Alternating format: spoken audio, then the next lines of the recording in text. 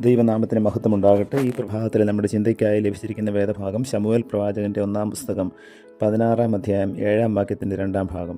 മനുഷ്യൻ നോക്കുന്നത് പോലെയല്ല, മനുഷ്യൻ കണ്ണിന് കാണുന്നത് നോക്കുന്നു, യഹോവയോ ഹൃദയത്തെ നോക്കുന്നു എന്ന് അരുളി ചെയ്തു.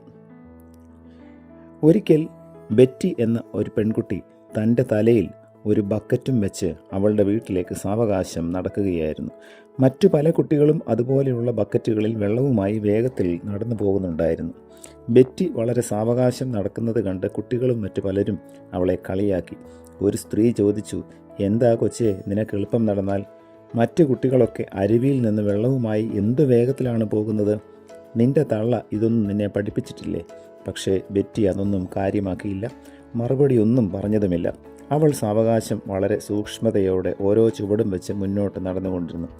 കുറച്ചു കഴിഞ്ഞ് ഒരു വൃദ്ധ വളരെ സ്നേഹപൂർവ്വം അവളോട് ചോദിച്ചു, "എന്താ മോളെ, നീ ഇത്ര സാവകാശം നടക്കുന്നത്? മറ്റു കുട്ടികൾ വെള്ളവുമായി എന്തു വേഗത്തിലാണ് പോകുന്നത്?" അവൾ ആ അമ്മയോട് പറഞ്ഞു, "അമ്മേ, ആ കുട്ടികളുടെ എല്ലാം ബക്കറ്റിൽ വെറും വെള്ളമാണ്. അതിൽ കുറച്ച് വെള്ളം പോയാൽ ആർക്കും ഒരു കുഴപ്പവുമില്ല. പക്ഷേ എൻ്റെ ബക്കറ്റിൽ വെള്ളമല്ല, പാലാണ്. ഈ നിരപ്പില്ലാത്ത റോഡിലൂടെ ഞാൻ ശ്രദ്ധിക്കാതെ വേഗത്തിൽ നടന്നാൽ പാലെല്ലാം തൂവിപ്പോകും. ഒരു പക്ഷേ ഞാൻ വീഴുകയും പാൽ കവണു പോവുകയും ചെയ്യാം. അതിനാലാണ് ഞാൻ ശ്രദ്ധയോടെ സാവകാശം നടക്കുന്നത്." നാം മിക്കപ്പോഴും നമ്മെപ്പോലെ തന്നെയാണ് മറ്റുള്ളവരെയും കാണുന്നത്. എന്നാൽ ഓരോരുത്തരും അവരവരുടെ ജീവിതഭാരങ്ങളും വ്യത്യസ്തങ്ങളാണെന്ന് മനസ്സിലാക്കണം. വെള്ളം കൊണ്ട് പോകുന്നത് പോലെ അല്ലല്ലോ പാൽ കൊണ്ടു പോകേണ്ടത്. ബെറ്റിക്ക് അവളുടെ തലയിൽ എന്തെന്നും അതെങ്ങനെ സൂക്ഷിക്കണമെന്നും നല്ലതുപോലെ അറിയാമായിരുന്നു. അതിനാൽ മറ്റുള്ളവർ പറയുന്നത് അവൾ ശ്രദ്ധിച്ചില്ല. നമ്മെക്കുറിച്ച് അറിവില്ലാത്ത പലർക്കും നമ്മെ എന്തും പറയുവാൻ കഴിഞ്ഞേക്കും. അത് ശ്രദ്ധിക്കുവാൻ പോയാൽ നമ്മുടെ പ്രശ്നങ്ങൾക്ക് പരിഹാരമില്ല. നമ്മുടെ ജീവിതഭാരങ്ങൾ മറ്റുള്ളവർ അറിയുവാൻ സാധ്യത വളരെ കുറവാണ്. അത് അവരെ അറിയിക്കേണ്ട ആവശ്യവും നമുക്കില്ല.